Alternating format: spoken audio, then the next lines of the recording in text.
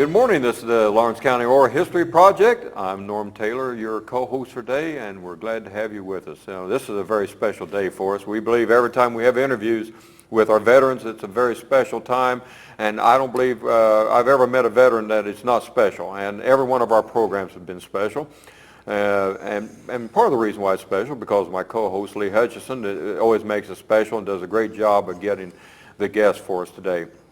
But today is really a special one because I'm sitting with two World War II soldiers that actually lived it. Where I have read several books on World War II over the years, I have to rely upon the reading of those authors, but actually these two lived it, and so it's a very special event. We're coming into the holiday season. We just went through Veterans Day. We have Thanksgiving that's coming up. At this taping is just less than a week actually before Thanksgiving. And we'll have Christmas that's going to be coming up very shortly too. Very special holidays. But at this time when we remember our loved ones around the holidays, and certainly it's because of our veterans that we're able to participate in these holidays in this time of freedom.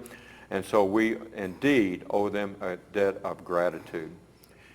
If I was going to say certain dates during the almost said Civil War, because as you know, I participated as Civil War reenactor, and I'm always thinking Civil War. But World War II, if I was to think of certain dates, certainly December 7th, 1941 is going to come into mind. Everybody knows pretty much what that date is. If I throw out another date, June 6th, 1944. Again, most of you listening are going to know what I'm talking about and what my guest today is related to.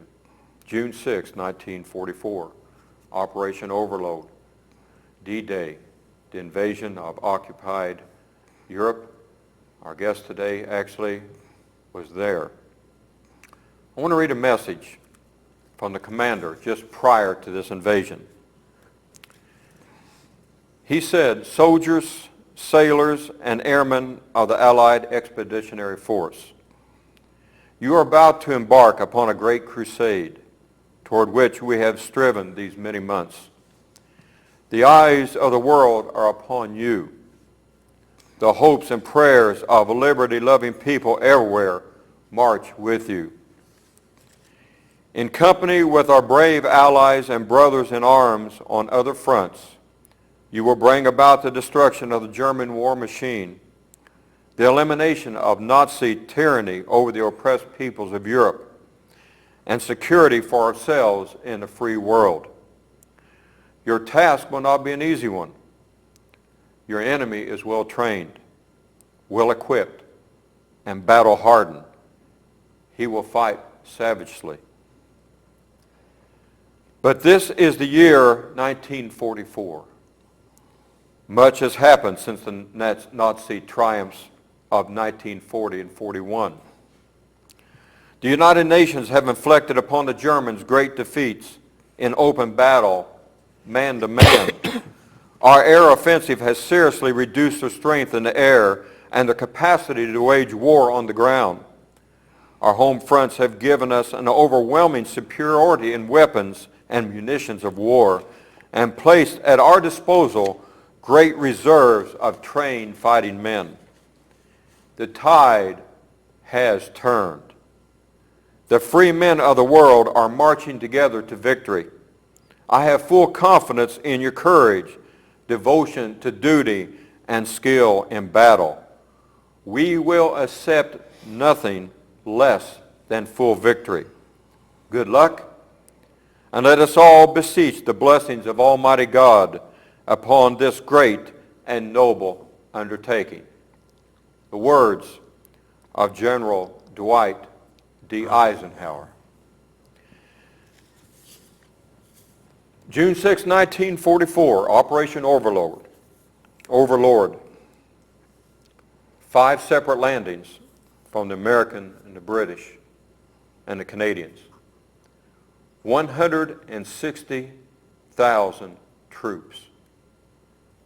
And out of these 160,000 troops, there would be 10,000 casualties. Over 5,000 ships. 800 planes that dropped over 13,000 paratroopers.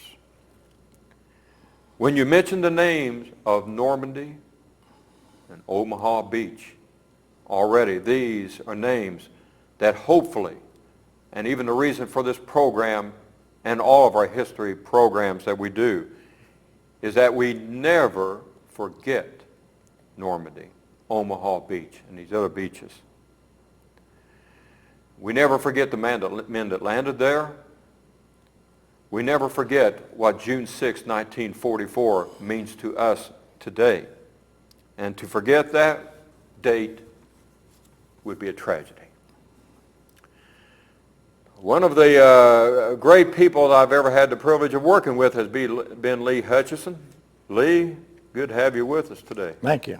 Glad to be here. And I know you always have something to say. Oh, I'll add something. And you know, I think of something. Wow. It's hard to beat the words I read of General Eisenhower. Yes, I'm not going to compete with Eisenhower. But if you can beat those, go right ahead there, Lee. But I did want to say that we did have the British and Canadians with us, and they took the Gold Juno and Sword beaches. But our forces, our U.S. forces, took Utah and Omaha. Yeah. And now your 4th Division went down on Utah Beach. Utah, right. All right. So we can start, Tommy, on Utah Beach and how did you prepare in England? How did you get to England? How did I get to England? Well, in January of '44, we were transferred from Fort Jackson, to New York, and we were there for a month or two, and then I came home that year. They let me come home for Christmas. That would have been in Christmas of '43. And by the time I got back, they were beginning to kind of getting things together, get organized, and we knew something was going to happen. So we loaded the boats they took us over to New York City and loaded on the boats there off the docks. And the next day, we started floating out to sea. Said goodbye to the Liberty. We had no idea what was going on. I mean, everything was new. It was just, well, after a day or two at sea, we get out there and I got up one morning and looked out there and I thought, my gosh, there was aircraft carriers, there was battleships. As far as you could see, it was boats all the way around you, front and behind. All at once, during the day, they all disappeared. Long up late in the evening,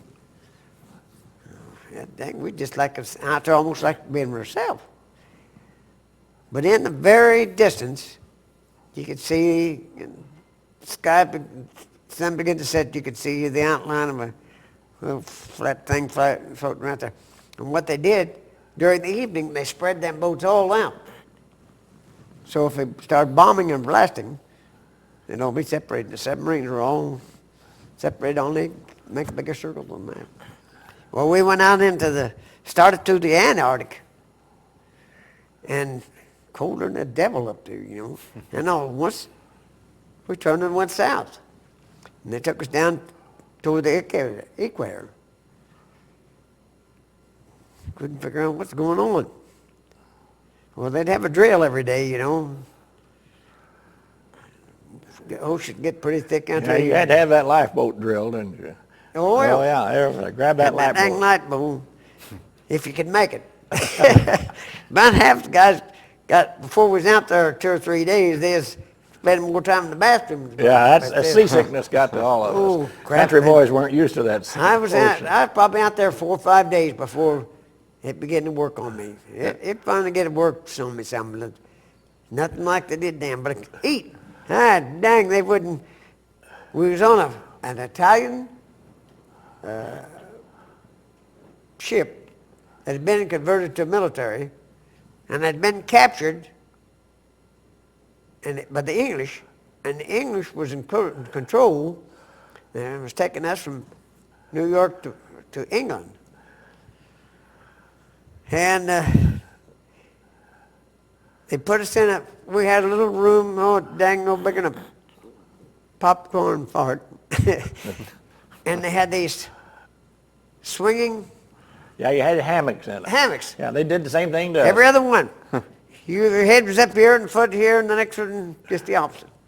From one side of the room to the other, and then another row, another row.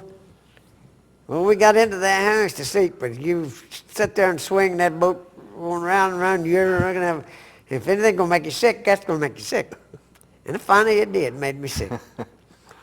But next morning, you know, all right, we're gonna have breakfast.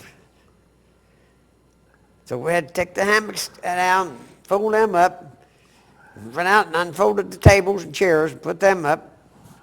And that's where we sat. That was a.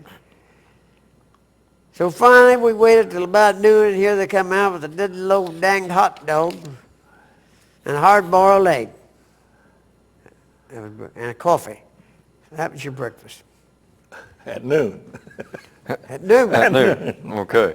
And then late in the evening, we had a little slice of something. I don't remember what it was, ham or something like that. And that was your supper. Boy, they wouldn't feed you very much, well. They ever so off every other day, or they would let us go to the canteen and give us an hour or two to go to the canteen. So I got me bought me a box of Hershey's. And I come back and I hid them dang things. So if I'd get hungry, I'd go get me a Hershey bar. That's amazing because I did the very same thing. You did? I did before I got on that Queen Mary. I got me a big box of Hershey's and hid them. Supplement your food. Did they feed you any better than that? Oh, we had Brussels sprouts. We had decent we never got breakfast. that much. We got Brussels sprouts. Ah, dang, hard-boiled eggs. We get a hard-boiled egg. Yeah, hard-boiled egg. Ah, dang, that like starves to death. Hadn't been to them Hershey bars, I would have starved. Well, we got... This is a Hershey commercial. So Well, those became pretty valuable to you, didn't they, Hutch? Boy. we got... Would people have eaten your Hershey bars? Nobody else got them. No, yeah, but you had to hide them, though. Keep them hidden. Okay. Had to hide them all. Dang, yes, they'd stole them off you. Took them away from you. Okay. And, of course, a lot of them, some of them, they'd already gambled their money up. And what money they had, they'd already gambled and lost that, and they didn't even have any money. They would go buy one. Mm-hmm. Well, my name was Newkirk. I had to watch my pennies. How long did it take you to get over to England? Huh? How long did it take you to get to England? We were 10 days getting to Liverpool. 10 days, okay. And then we sat in Liverpool for a week before we ever unloaded. This was Tom Newkirk, Medora, Jackson County man, right? Yes. Oh, Tom Newkirk, and Tom tells me he's 91 years old. Right. And 91 years old, and you drove right in here to B&L today. Yeah, but I thought I was going to lose both of them. But we didn't know exactly where you were at, Tom. And Lee went out, and I thought I kind of lost both of you. But I'm glad both of you came Well, back. I got the wrong red pickup. I was looking for a red pickup. The girl down at the gate, she's a real nice girl. Yeah. She said, "Now Lee's looking for you." And I was looking. But I got that door, and it said, "You go to the south door." Well, the south door was locked too. Oh, yeah, so they're I all saw locked. that gate, so I went around and went into that gate. Tom, you didn't have any idea, like Lee was talking about. I mean, when you were heading for England for 10 days, you didn't have any idea of what was coming down at all. I mean, did you see? No idea whatsoever. Did anybody sense anything big going on coming down? We got to Liverpool, and they finally unloaded us and put us on trains. Well, where in the devil are we going now? Well, they sent us down to southern England to a little town called Tiverton. And we put our division headquarters was in a big estate out on a farm just out of Tiverton, about a mile, up on a hill. And they gave me a room up on the third floor, and no heat. Only fire, you had a big old fireplace in there, and all you had was coke. Didn't have no coal. They'd burn coal, and then they'd save the coal and get coke, and then you'd put a few sticks in there to get that coke burning, and that was it. Well, it's damp and cool in there, mostly in the spring of the year. And we finally got settled and got it all organized, and our commanding general was R.O. Barton.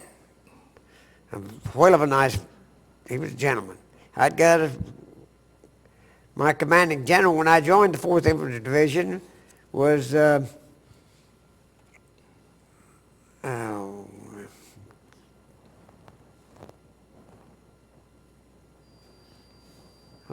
dang it. It was after Patton. I'd met Patton while I was in Fort Benning, Georgia, right after I got a basic. You met Patton, General Patton then? Oh, yeah. In fact, one of the first jobs I got was to go over to his quarters and shiny his boots and Shining those big clean boots. up the house. That was one of my first jobs. Did you actually ever talk to General Patton? Oh, yeah.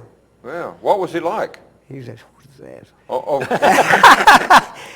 No, he was nice to me. All I have He- to say, he he- treated me nice, and he thanked me for cleaning these boots and treated me real good. And so he would actually take time to talk to you? Yeah. But you but didn't- he's you all didn't- he's you- all business, you know. He none of that horse crap. He's all business. Did you like him then? No, I didn't care. You too didn't much you didn't for care for him? him. No, I didn't care much. I know they called him Blood and Guts, didn't they, Lee? Well, I'll tell you more about that later on too. Okay, all right. So,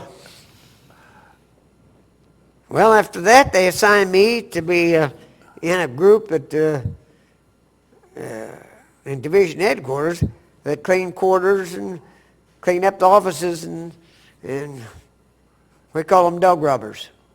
Dog robbers. We were dog robbers. We go in and clean the officers' quarters and shine their boots and all that kind of stuff. Oh, yeah. And we go on field trips where we had to put up their tents and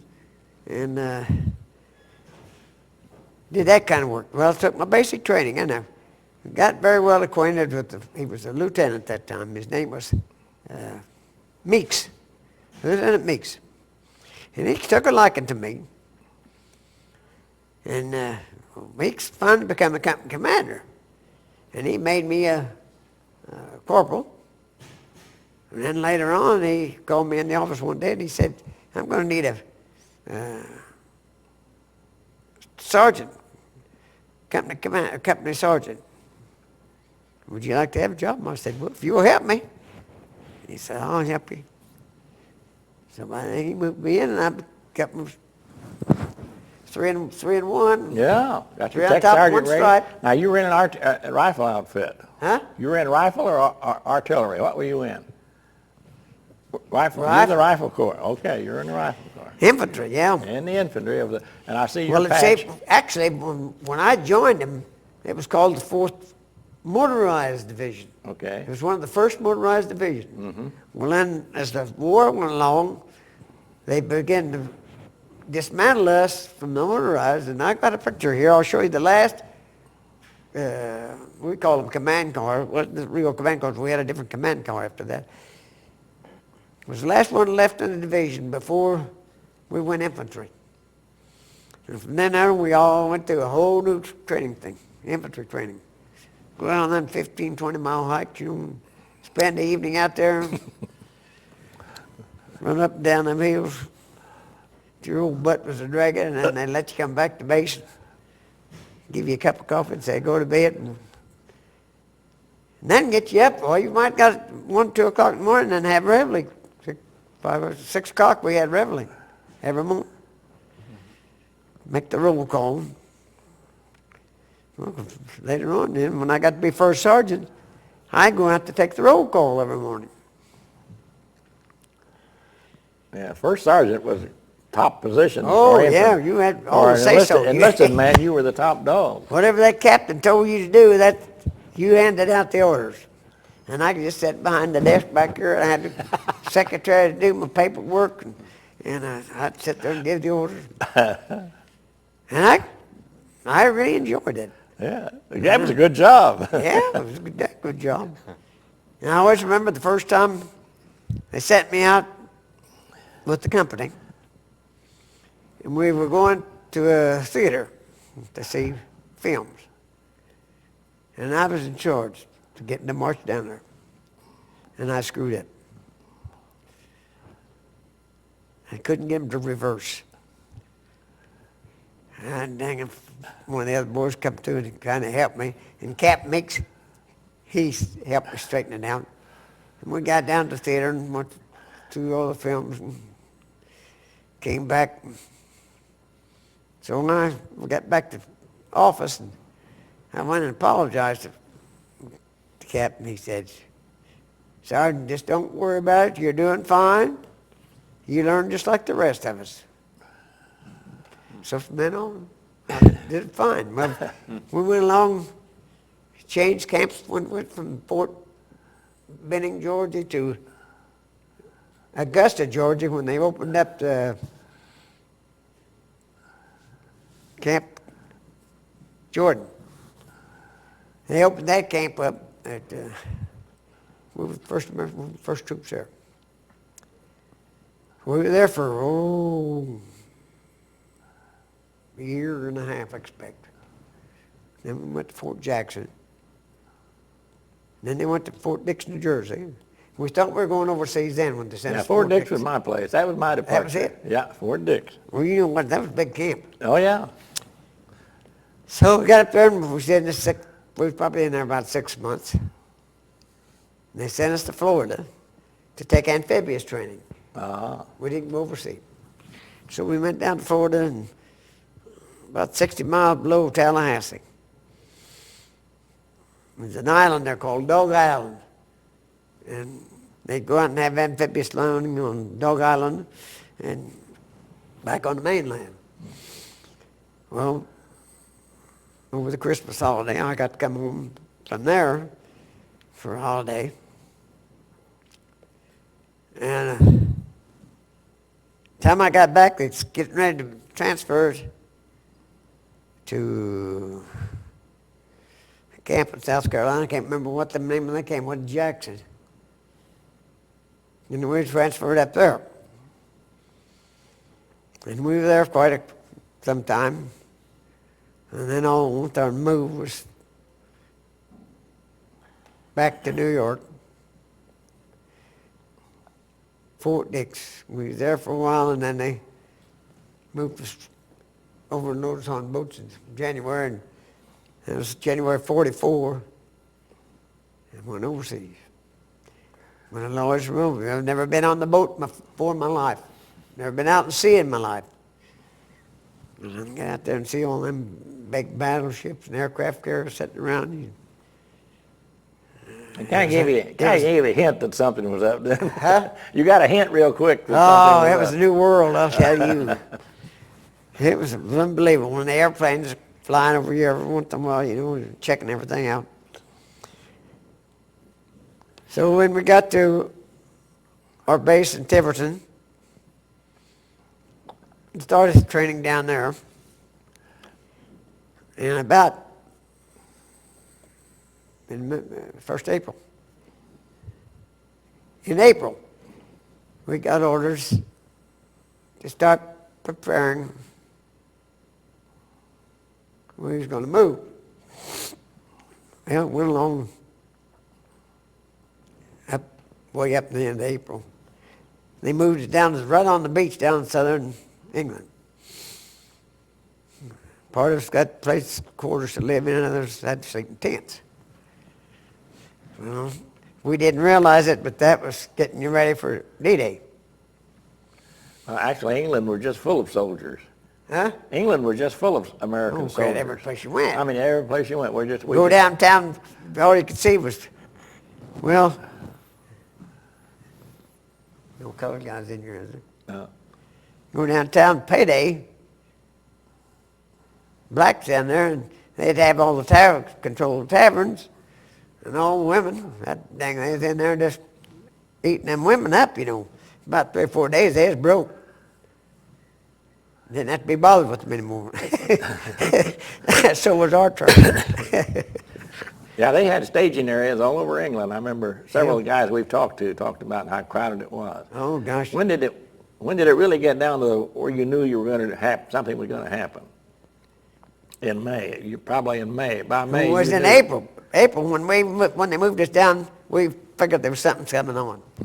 They started moving us down there, and boy, you talking about, I hadn't seen any soldiers till I got down there. Every place was just loaded with them.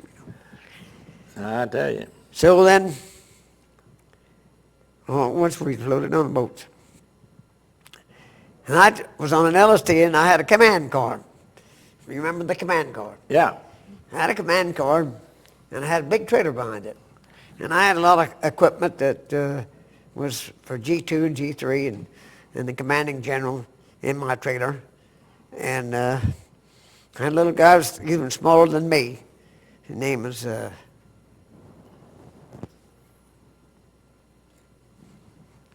can't think of his name. Okay, but you're on an LST, which is one of those landing On crafts. LST, uh-huh. At the landing craft, the front end The doors drops open down, in front. and you go right out. Go out.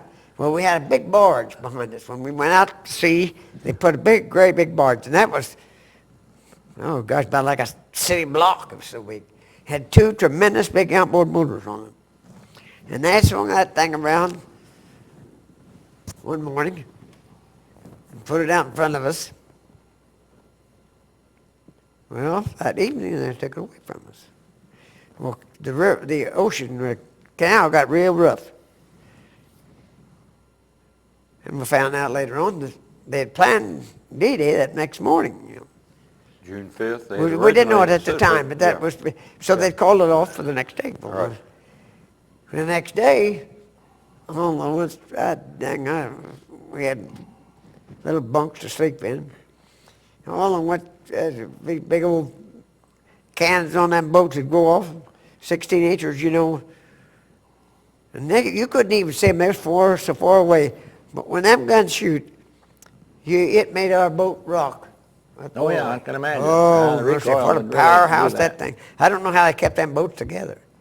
But anyway, they blasted the boat at the same time. The airplanes was zoom, zoom, zoom all over you, you know. Well, we knew this. This is it. We felt like it. And then all at once they turned the radios on and we heard Eisenhower's speech on radio.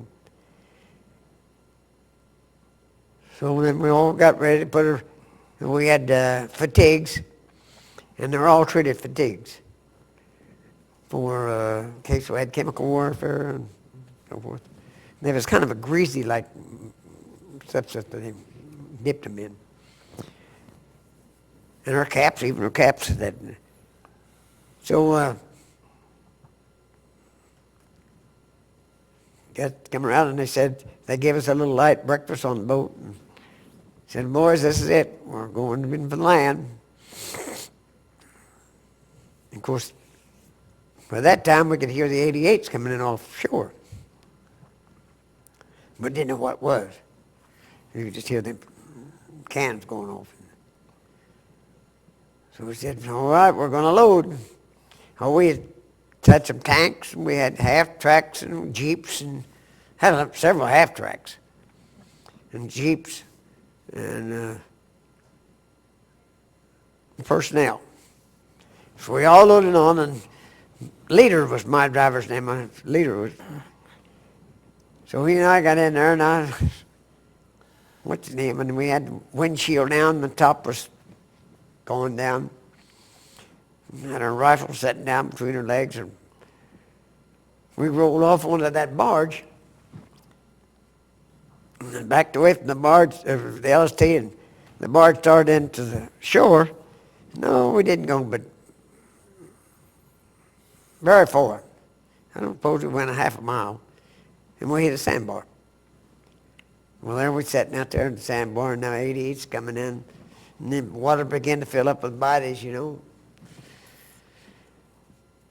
So when I sat there, and later he tried to get out there, with water was too much water on the motor. He couldn't dry him at any time. So pretty soon, a bulldozer backed up to us. The driver hollered and said, "Hey, so to get out there and hook this chain on that hook in your bumper." He had a steel bumper across there, and there's a hook come up there. He said, "Put that chain over the top of that hook." I said, "The hell are you? I'm running down them all the dead bodies. If you want to If you want to live, you get your ram's over there and get that hook on that. And now, buddy, I come out the hood of that old command car and had to get down on the water to get the horn, you know. And I come back up in my seat, sure. Sat there in the seat and pretty soon, boom, he took off and in the land he went. What beach was this, Tom? Utah. Utah, sir. Okay. We pull up on the beach and right behind the beach was this big cemented sandbar dam, big dam. Oh, probably 30, 40 feet high. And we pulled up onto they pulled us up there and hooked us and get her dried off and get her out of here. Well, I was sitting there, all very back, and the leader was out there, I had the hood up, he's trying to get the thing to running, and all at once, bang, bang. The old guy walked up to us and came around there and said, Sergeant, why don't you get this car started and get it over that sandbank as quick as you can? It was General Roosevelt. Teddy Roosevelt's son. Yeah. The old Rough Rider's son. Yep. Brigadier General Teddy Roosevelt Jr. Teddy Roosevelt Jr. He's assistant division commander. He was assistant head, and I always wonder why we had two assistants. Yeah. I found out D-Day why he was there for. The other one got it. The other one was sitting back in the office somewhere with commanding general. And that old boy, Teddy Roosevelt, walked down that beach all day long, and he had a cane in one hand. Instead of having a helmet on, he had it in his hand, and he'd been wounded twice to the angio, and he limped. And I always wondered about how come they kept him in the service and they transferred him into a command bus, him being crippled. Well, I found out D-Day why. So there he went up down the beach the whole day long, and the soldier came out of the boats, you know, when they heard them 80 hits coming in, and boom, down the sand they go. He'd go along there and tap them with that cane and say, soldier, if you want to live, get over that dam and quick. And they'd get up and take off. He did that all day, never got a scratch. Well, a couple of days later, we had a camp this side of, not up, close to St. Mary Glees. And his tent was pretty close to mine, where I set up. And of course, I was in charge of seeing all the tents were set up, and having the lights hooked into the tents, and having command posts get up. So, then we have to wait till after dark before we could eat. Mm-hmm. They had to eat in the dark, you know. Oh, yeah. And so they cook it up in the daytime. The trucks, everything were all enclosed. And then we go through a line, and then dish out the coffee, you know, and made them and them great big, looked like trash barrels to me. That's what they made it called. They'd take a bag of coffee and drop it down there and pour the water in it, you know, and boil it. And it was strong. Well, we went through that for a couple of days and kind of got organized and began to get our equipment organized. They moved us to the other side of St. Mary Glees. And all along the road, as we moved up, here was paratroopers on both sides through. Some of them about half drunk. If they could find anything to drink, they was half drunk. They had all parachuted onto that peninsula. Yeah, South all the way south up of the peninsula Utah, there. And they had taken the peninsula. 101st Airborne. And you guys met them. And we met them. You hooked up with them. I'll never forget the day we went through St. Mary Glees. I was riding on and I looked up, I said, leader, look up there on this big high steeple on the church. Here was this soldier swinging. It was a paratrooper. He'd been shot and the parachute had caught on the steeple. And of course, we was in such a battle then that they didn't have time to get him down. Yeah, they put that in several films. I've seen that in the films. The Greatest Day. Well, I really saw the real thing. You saw the real thing. That dang, I couldn't believe it. Well, we got on to St. Mary Glees and had an encampment there. Stayed there a couple of days. They sent me up to, I had to take something up to one of the regiments. We had 8th, 12th, and 22nd regiments. And Teddy Roosevelt, every morning, he and Captain Stevens, that was his assistant driver, they get in that Jeep and take off, and of course, he had a star on one side and that 45th insignia on the other. And they go up front and say with 8th Division, he'd get out in front of the group that's going to start. And at 5 o'clock or 6 o'clock, whatever it might be, Teddy Roosevelt would talk to him a little bit and said, well, we're going to make a drive. And when we leave here, we're going to them Germans now. And he went with them. That old Jeep would go right up through the woods right with him. That's the kind of a guy he was. And he went all the way up, well, we took Cherbourg. And after they moved from Cherbourg and started working back toward St. Lo, I got to go up to Cherbourg. Well, Cherbourg was the town was down, of course, down the beach, in the harbor.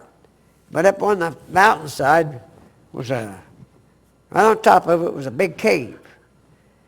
And the Germans had taken over that cave and filled it full of, well, we found champagne, wine, and Cognac. cognac. But there's the one the Germans had. What was the one they had? Oh, Vodka or, Huh? was it vodka? No. no, German beer. Oh, German beer. whiskey. I don't know. Oh, strong shit, boy. Schnapps. It knocked you, huh? Schnapps. Schnapps. It was a Schnapps, schnapps. yeah. We found that, and cheese. They had rolls of cheese. They called wagon wheels. We call them wagon wheels.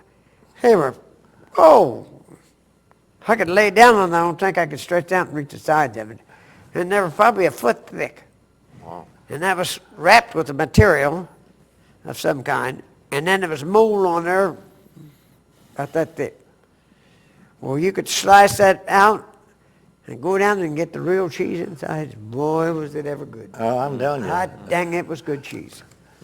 Well, it didn't take the officers long because they said, you told us to leave all that stuff alone. Of course, they was carrying out with the bottle full and the cheese, taking big hunks of it down. And they stopped that, and they moved it into the quartermaster area, and then the officers took control. They later on started issuing it out once a month. They'd give every officer got a bottle of English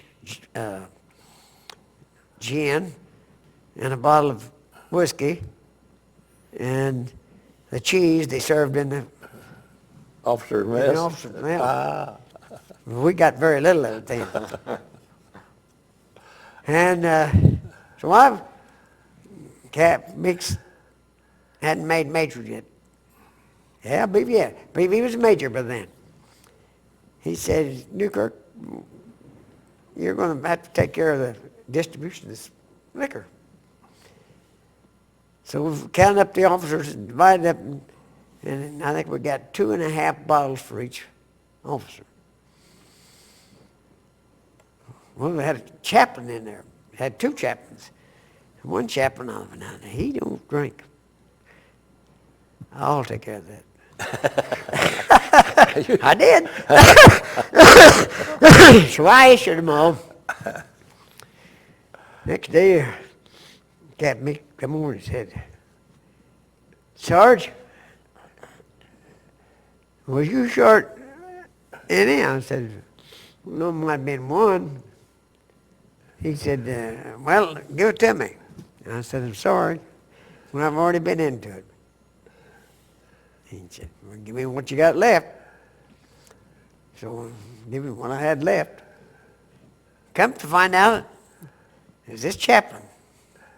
Well, chaplain, when I took it over to him, chaplain said, I told him what happened. I said, well, I've been chaplain. I didn't think you'd drink it, so I kept it for myself. And he said, well, It's medication for me. I'm not a drinker, but I use it for medication. Well, I turned it over to him. He never offered me any back either. How many, the losses were tremendous in your outfit, weren't they? There was over 10,000 the first day on the Utah Beach. And now, many- Omaha even had more than that. Yeah. But Utah had 10,000. And there was about 100, I think they said 170,000 that got to land on the first 24 hours. Mm-hmm. That's about the figures I had. That right? Yeah. And, but then as we started going up into England, they had trouble getting us recruits. Going up into France, Yeah. they couldn't get restaff enough you. recruits in They there. couldn't get anybody back. And when they began taking them out of training camp, they let them only have about 11 weeks. Back when everybody got 13 weeks, you know. Yeah. And then they get them on about 11 weeks, and they'd start transferring them to the front. Well, after we got up through France, got through the Maginot Line, we got into Hurricane Forest. Well, probably you've always heard of the Hurricane Forest. Hertigen, yeah, that Hertigen. Oh, that was a vicious, that was a nasty thing. And we were sitting in that Hurricane Forest. Well, I got some of the boys to help me, and we dug a big hole. Oh, it's probably 12 or 14, 12 or 16. Big trench, and we cut trees around there, and laid them trees on there, and took metal and limbs and everything else, and threw dirt on top of it. Made it nice and kosher underground. So at night we didn't worry about airplanes and talking about airplanes. I'd been on the beach about 2 or 3 days, and that night we got our first bombs. The German came in and bombed our camp. And I dug me a trench probably about 30 inches deep or something like that. But when that plane whited down, I got out and I took my blankets out of there and I dug a little deeper. Covered it back up. And, Tom, and from then on, I got that deep. Every time we stopped, I covered it up. Got pretty good deep. by the time you'd reached the forest, how many days had you already been in France at this point in time? Time we got to Hurricane Forest? Well, that was getting up into the fall when we got in there. I'd Okay. say it was probably in October time we got up in. And the resistance by the time you'd reached Utah Beach up until this point, was it pretty stiff? Well, And- I'll tell you one. After we left Cherbourg, started on up. We got up starting into France, and then near St. Lo, they stopped there and had a reorganization, and they built this tremendous infantry and artillery all across the upper part of the peninsula. And was getting ready to head for Paris.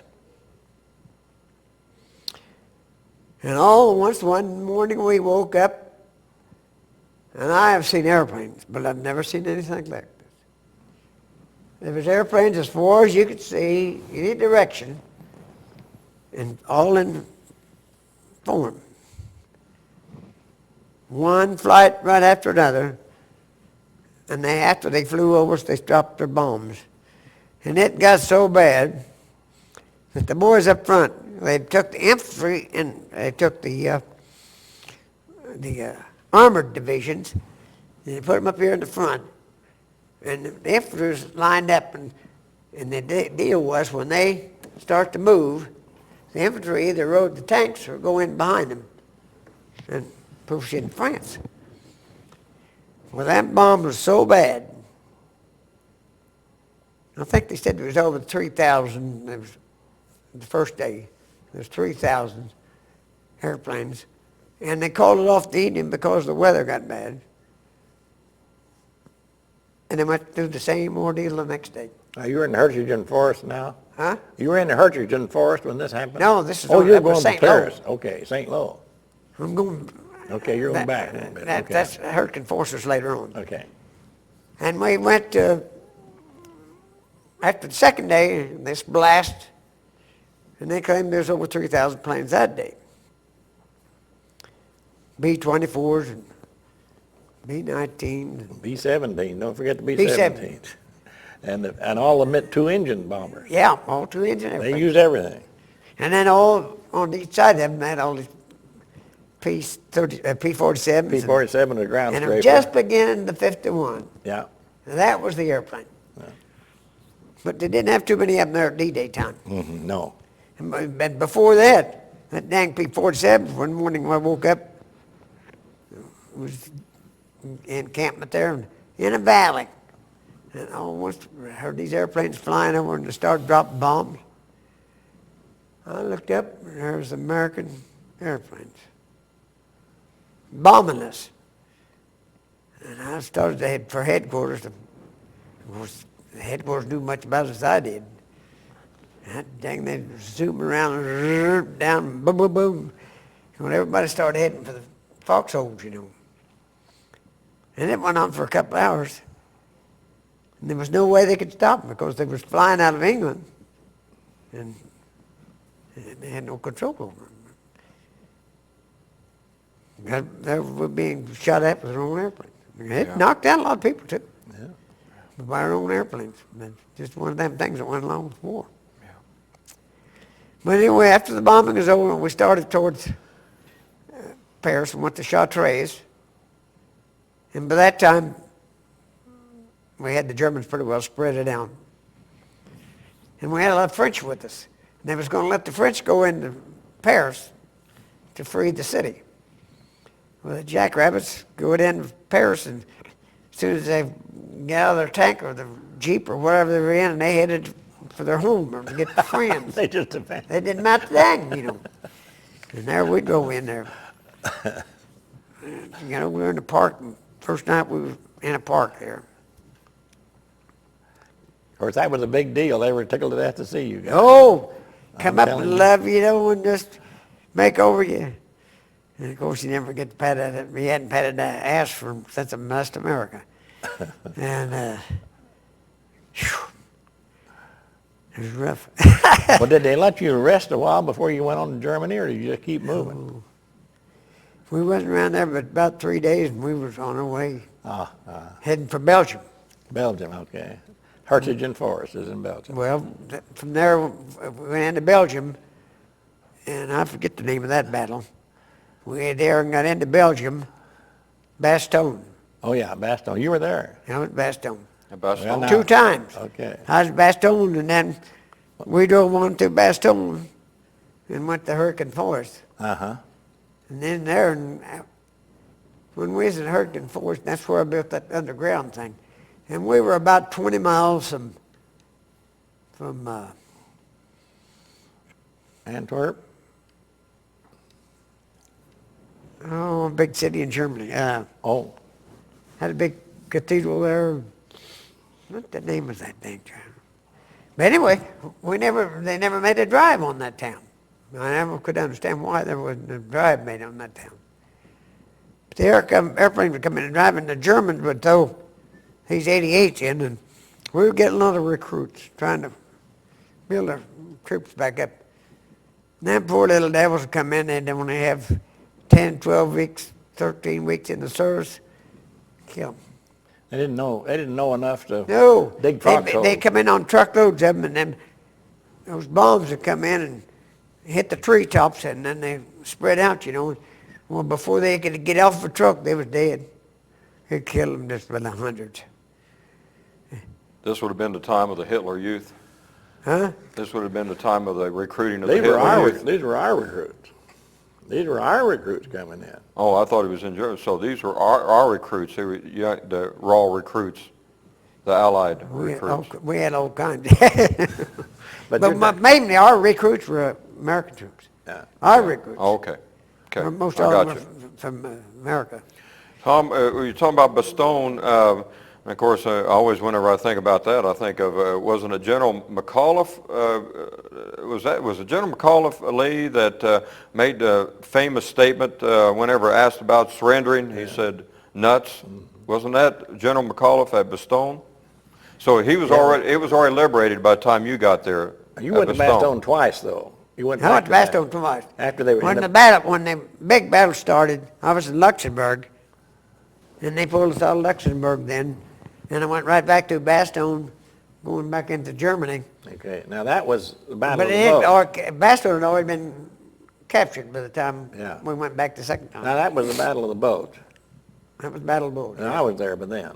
Oh, you were there by then? I was in those planes overhead, in some of them. Flying out of England? Yeah, flying out of England, 8th Air Force, B-17. Dang, you guys had it made. So you're, That's what they always said, you're we talking got to go about, back home. talking about December of 44, Yeah. right around that time period, early 45, the Battle of the Bulge there. Yeah. It was cold there, wasn't it? Pretty dang cold. Oh, it's got snowing. We had, by the time Battle of the Bulge started, it snowed and rained and cold. I know one time they made us, we started moving it, and they made us there. Wind she goes down, and no tops on it. Of course, so you could use your rifles. And we started moving up. Dang, and that cold ride, I froze to death. Well, your fingers got so stiff you couldn't hardly pick the trigger on the rifle, you know, it's so dang cold. Well, you couldn't dig foxholes. No. You couldn't. Oh. We've had a couple of guys on here that were in that battle and telling about how cold it was. Oh, God. And And you know, we had the bedding rolls. After we got into, when we first landed, we had blankets, wool blankets. And then they issued us bedding rolls. Oh, they were nice. All through France. We had a nice bedding roll. At night you could zip it out and get into it, even if you're wet. big sleeping bags. Huh? Sleeping bags. Yeah. Yeah. Waterproof. Dang, they was nice to get into. We're talking where the Germans had been retreating, and all of a sudden, the Battle of the Bulge, there was an offensive. Yeah, it was an offensive thing. So it was that a surprise to everybody?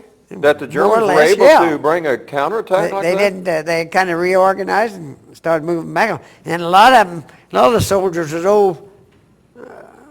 older people. I mean, Germans that had some age on them. They put them in the military. Yeah, that's what I was wondering about when you They talk about weren't the youth. trained. I know They that they really were weren't putting in trained. older and then even young kids into the German Oh, force they by had this young time. kids, yeah. Yeah. But the further we got in toward Germany, the older they got.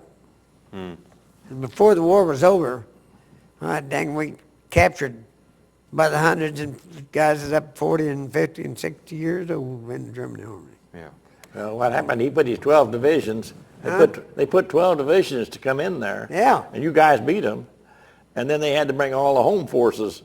What they had left, See, when I made D-Day, I was in the First Army. uh-huh. And then later on, about the time of the Battle of the Bulge, they transferred us over to Patton, who was the head of the 3rd Armored Division. So you were in the 3rd Army by And this this is where I'll tell you about Patton. Okay. We was at Luxembourg. And we had our headquarters in a, Hitler had set this hospital up for these women that got pregnant, so they'd have children, and then raise them up as Nazis. Yeah, he was breeding his own army. He was breeding his own army. And we captured that. We set up a headquarters in there.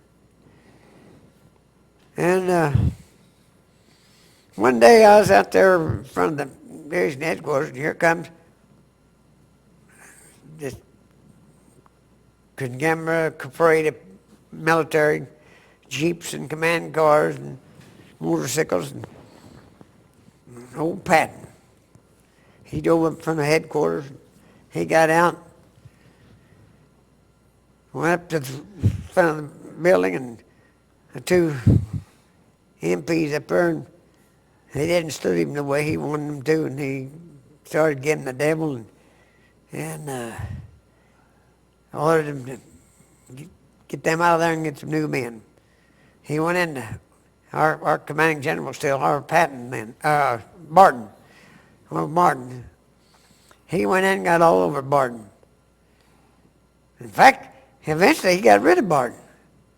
He had him taken out of command and put a new commander in there. And Barton was he was a very military-minded, but he was a very kind man. I got acquainted with his son. In fact, I took his son for his first tank ride. One Sunday we was standing there talking, and I said, "You ever ride a tank?" "No, I'd like to." So we went over there. We had light tanks. They had twin Cadillac engines in them, and they were called light tanks.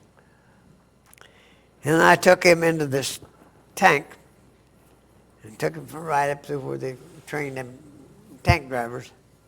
Let him drive. Come back, and well, my gosh, if it hadn't been a general's son, I'd have been probably served time. Come back, and we parked it, and he went home. They never did question me about it. Never did question me about it. Because that boy really enjoyed that. And he later on, he was in high school then, and later on he became an officer too. He went to West Point. So this was actually the second time during this time you actually saw Patton then? Yeah. Yeah, that was the second time. Second time, yeah. That old fart, he'd come in there, he'd call everybody by name and cussed them and cussed old man Barton. He was a horse's ass. He's just as rough as he can be. Oh, we got up there in the battle, and he started moving up, and his troops got low on supplies. And his demand was to get me gasoline and get me ammunition. Don't worry about the food, just get them gasoline and ammunition up here. He wasn't worried about how them guys going to live. They get their own. That's just the way he felt about it. He wasn't looking out for the soldier. He's looking out to gaining that ground. And he did. Yeah. But they forgot the supplies up there too. But I've got him, I loafed with over my door. He joined about the time the Battle of Bulge. He was Junior Reynolds. And he's the one I tried to bring me with. Uh-huh. He said, I don't want to. He wouldn't even watch that stuff on TV. History Society. He said, I had enough of that damn stuff. I don't want no more of it. And I was telling him about all of it. And he said, I don't want to have a damn thing about it. I went through all that, and I don't want no more about it. I noticed you got a Bronze Star. What do you got up here? Bronze Star. Bronze Star. Yeah. That was all the battles, and then I've got one for the D-Day. Uh-huh. Which one is D-Day, Tom? Well, it's one that's different than the stars. Can you point it out there, Lee? Yeah, it's the European theater with 4 battle stars, 6 battle stars. 6 battle stars. He was in every battle in Europe. Yeah. 6 You battle think that a stars. good Lord wasn't with me? Huh? I wasn't up on the front, but I was in the advanced troops. Yeah. Yeah. Battle of the Bulge, D-Day. Yeah. And Bronze Star. Yeah. Yep. Tom, you brought some pictures with you, or something in this bag. Well, we want to make sure you get to see this them. is something I really want you to see. Let me say, while Tom's getting these out, is that you notice Tom's uniform. This is the uniform he actually wore during World War II. Right. And that it'd been 60-some years since you'd had this on, Tom? 64. 64 years since he had this, and he was good enough to put this. Now, it's amazing that he could still put this on, but Tom tells me that actually that he weighs less now than he did when you were in the military during World War II. Okay. What do we have here, Tom? Oh, I've boy. got, while we hit Normandy, we would stay in farmhouses, and the farmers lived in a house in every community was a group of farmers, and every 5 miles away there's a town. In any direction you looked, at 5 miles away was a town. Well, they would go 2.5 miles farming this way, and this farm would come 2.5 miles. Well, at their house, they had a pretty nice big house, and on one side of the house, out of the kitchen, you walked out of the kitchen, you go into the barn. On the other side of the kitchen, you go out into the chicken house, and where they had the calves and other kind of livestock they had to feed. And they wore wood shoes wherever they went.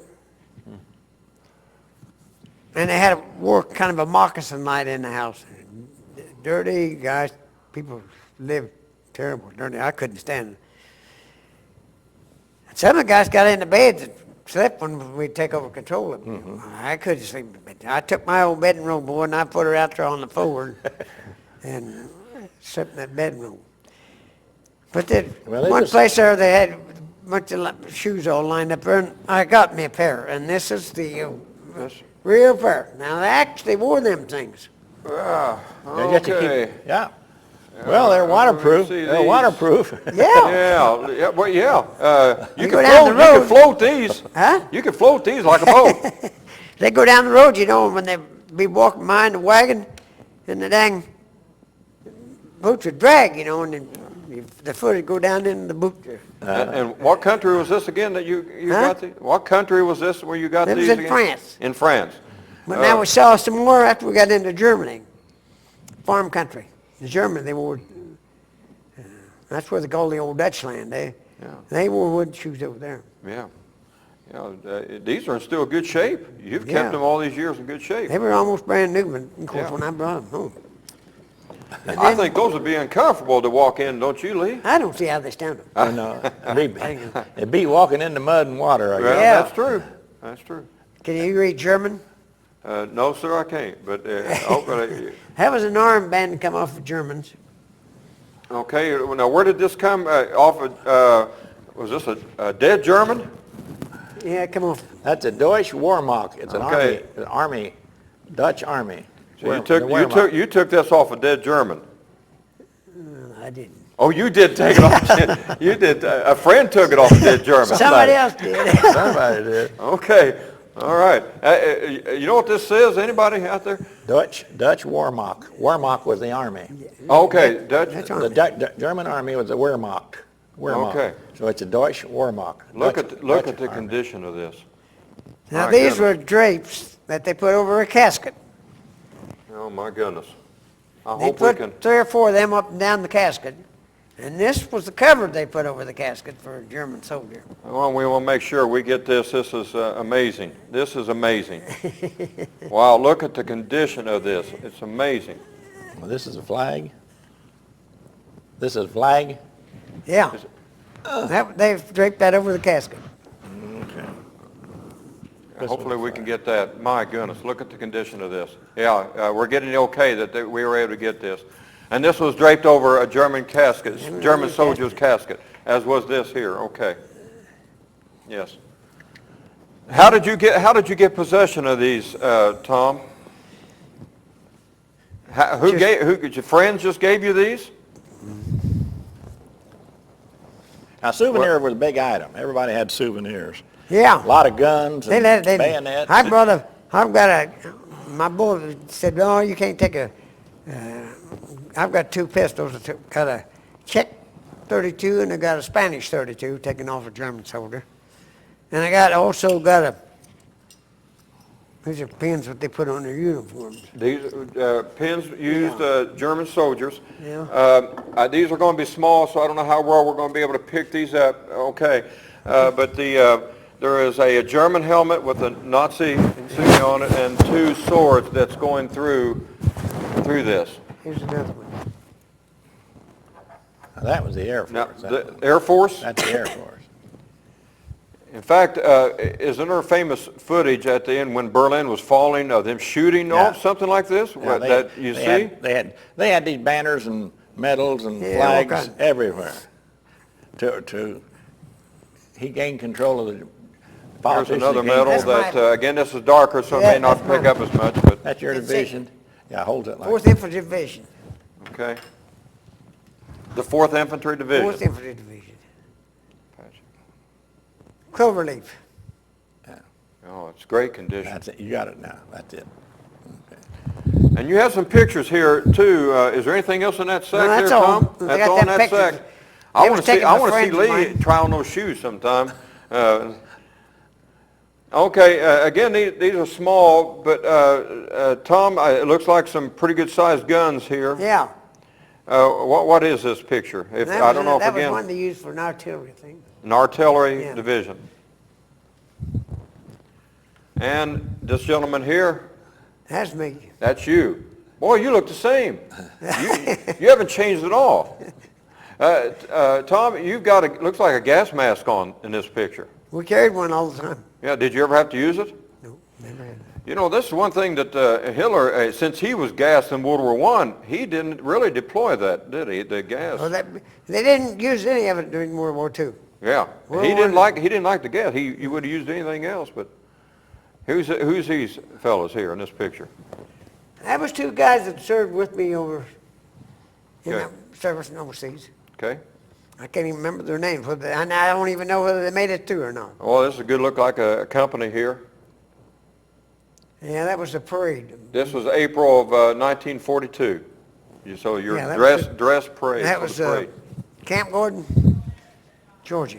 And these again, we may not be able to see this, but I know this is of great value to you. But it's a kind of a live picture. But some of your friends. Yep, there's a group out of my company.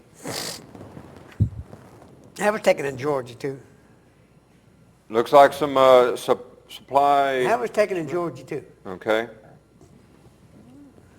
And this is another Georgia picture. That I can't put that together. I don't remember Okay. just where that was at. All right. And here is a good-looking old vehicle.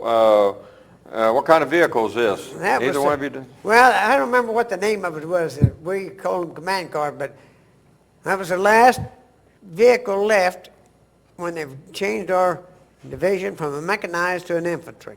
Okay. And that was the last mechanized vehicle they had in the division. And somebody here looks like maybe in deep thought.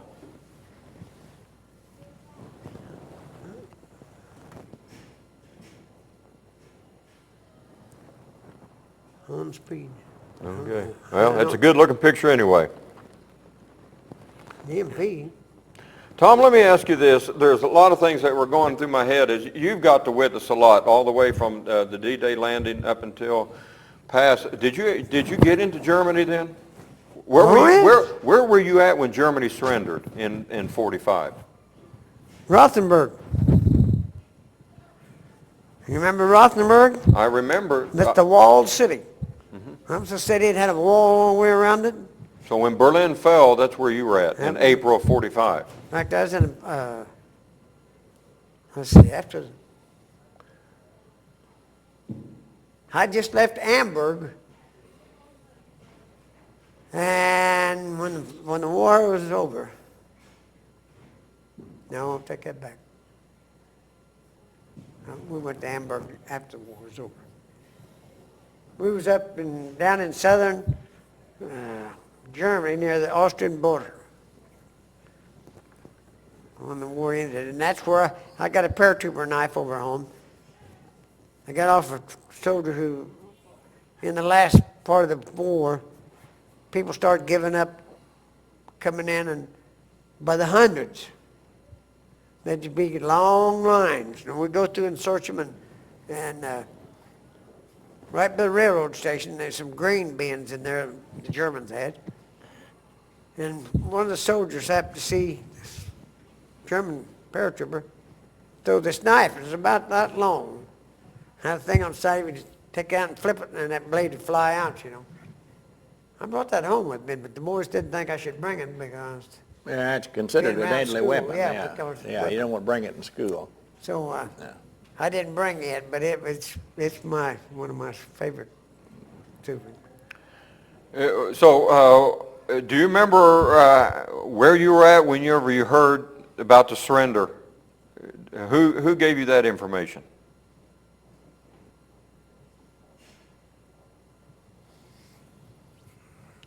We were down in Germany, and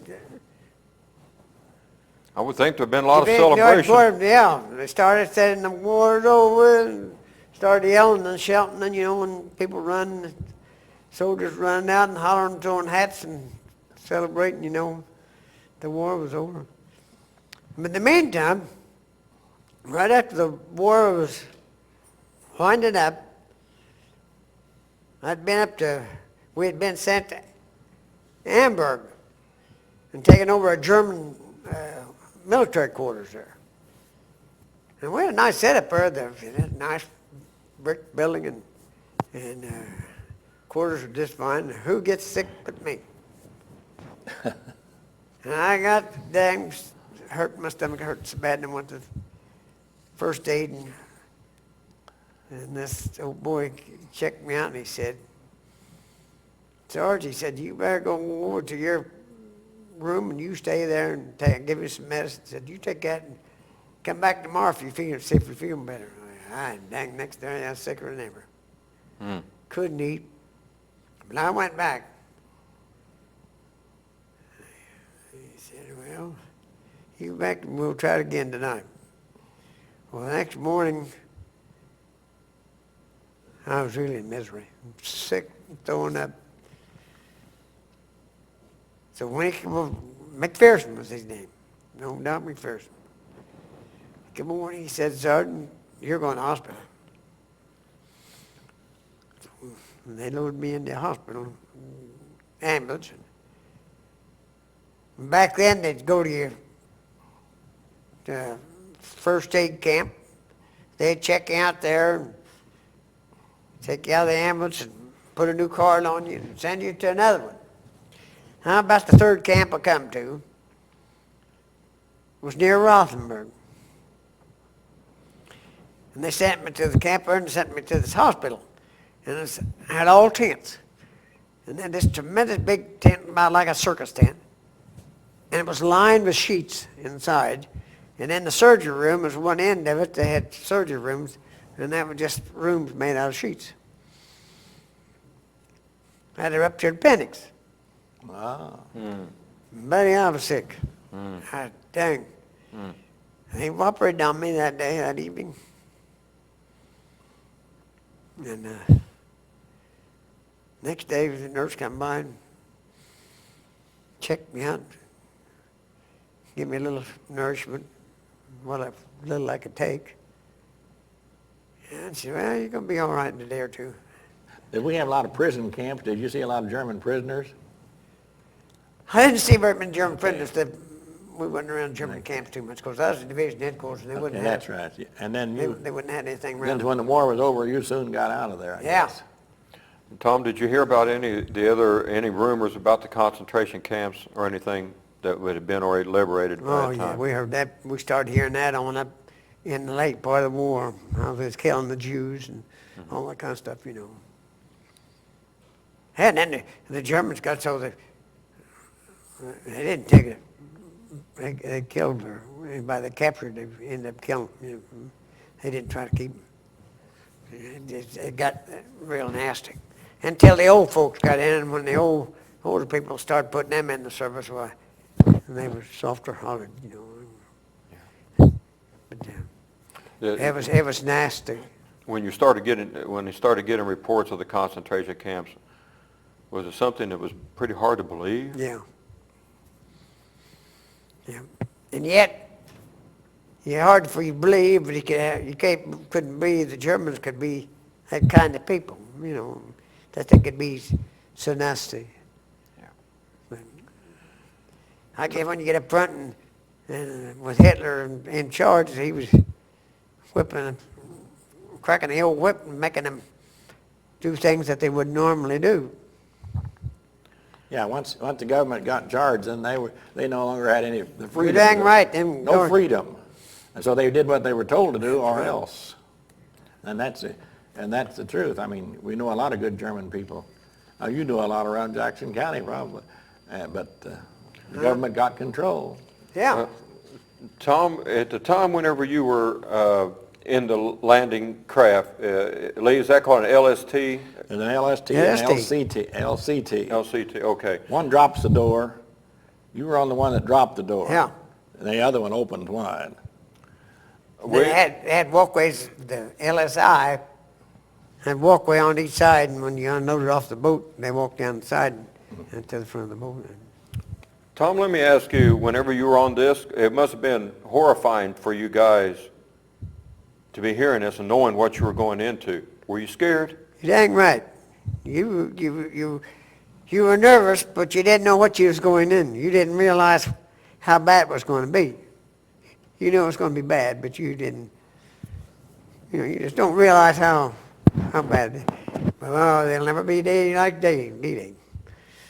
You just can't imagine to look out across the beach and see dead soldiers all out, and look out in the water and dead soldiers out there, and airplanes flying over you, dropping bombs, and boats all up and down there damaged and shot, and they couldn't put them back out to sea.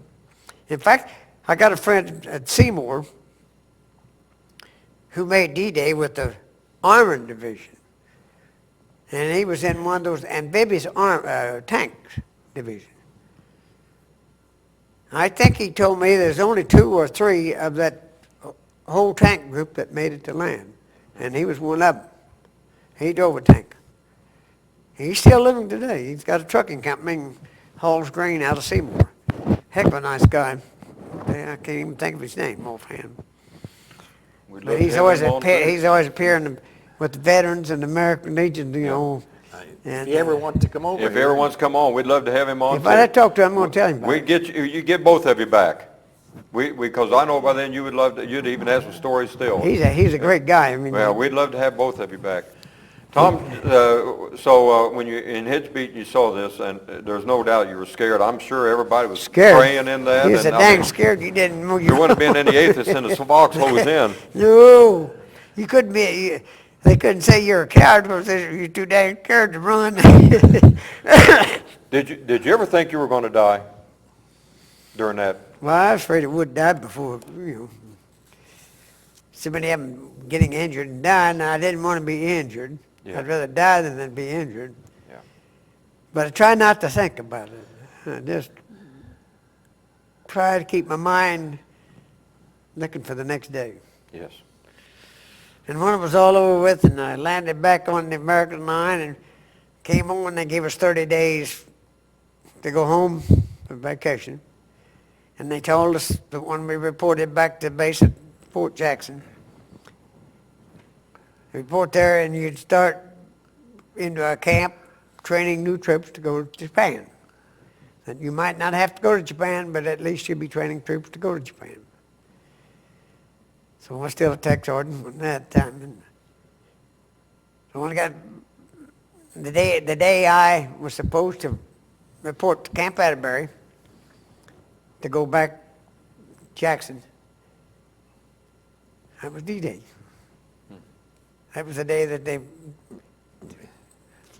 announced to Japan. So this friend of mine had taken me to Indianapolis, he and his wife, and my sister, my youngest sister, and her husband, he was a doctor in Indianapolis. And we went to her apartment just on North Meridian Street, about 400 block north. And they're celebrating, and Keith loves to drink. Keith Bundy's name. They had that Bundy Milling Company over there. You know Bundy's Milling Company. Yeah, I've heard of that one. Keith, he and I got to run around together all the time. He never had to go to service. And he got to drinking. We went downtown. I come back to the apartment, and his wife said something. I said, where's Keith at? And I said, well, I lost him. He's running around downtown. He said, drinking. She said, oh, my gosh. He said, I wonder what he'll do. I said, well, I'll go back down and see if I can find him. And I went around the circle and hooked up, and here was a dang touring car going around, and he was sitting at the wheel, hollering, handing down newspapers. I said, hey, Keith, Doody, come on. I said, you come on. So he finally drove around and got out. I said, now, yeah, let's get your ass out, man. Your wife's up there wondering where you at. So we walked back out to my sister's house, and his wife was there. And I was supposed to be at Camp Atterbury that night at midnight. Well, we didn't leave there till about 1 or 2 o'clock in the morning. Both of us high as a kite. My sister, she's having a fit. And so Keith's wife drove, went out to Camp Atterbury and got up to the gate there. So she told him, the soldier is supposed to be come back to duty tonight, and I'm bringing him in.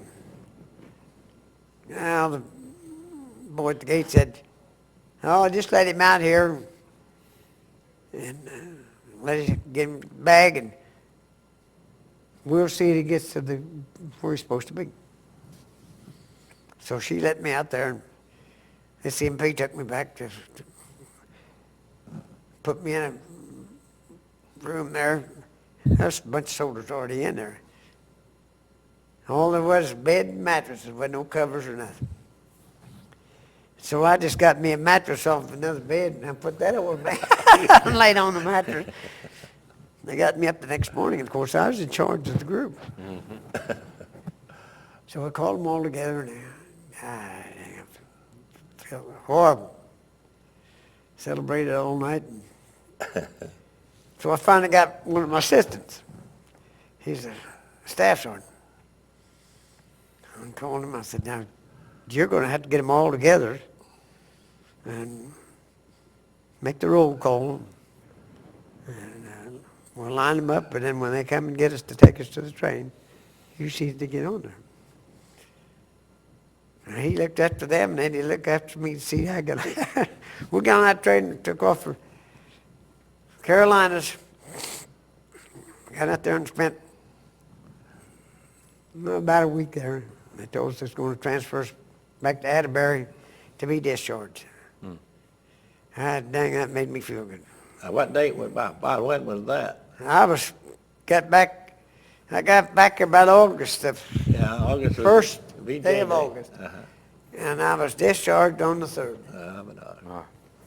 And while I was in England, I'd had tonsillitis. And they wanted to take my tonsils out, and they finally just went in there and cut them, and got better. And so when Atterbury, and they checked me out, and they said, well, Sergeant, you better have them tonsils taken out. They're in bad shape. And I said, give me the discharge. I'll get them later. And I did. They let me go. They let you go with that? They let me go. I got out and come home and my first job was Eli Lilly's. Went to work at Eli Lilly's. And later on, I was going to the little Italian girl there, and I'd come home one week, and on a Sunday, come back, and she wasn't at home. But her girlfriend, I said, I'll call up Rosie and see if she wanted to go. So we're going out to go to a show or something.